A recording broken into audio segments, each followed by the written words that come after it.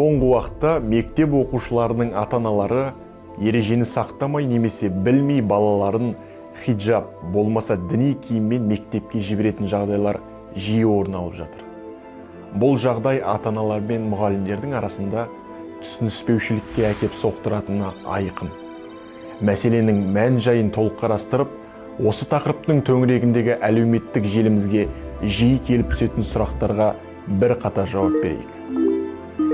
Әрбір мектептің ішкі тәртібі бойынша оқу ордасының киім үлгісіне қойылатын талап хиджаб немесе тағы да басқа діни киімдерге киюге немесе орануға тыйым салады.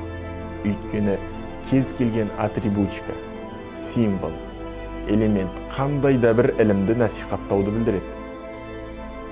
Осы тұста неге насихаттауға болмайды деген сұрақ туындауы мүмкін. Себебі барлық діндердің заң алдында теңдігі бірдей. Сол себепті ата заң мен зайырлы қоғам ешбір діннің ерекшеленуіне жол бермейді. Қорыта айтатын болсақ, жалпы мектеп қабырғасында хиджаб киюге тыйым салу тек білім беру мекемесінің ішкі тәртібін сақтау мақсатында ғана енгізілген. Ал ескере кететін жайт, аталған тыйымдар мектептен тыс жерде қолданылмайды.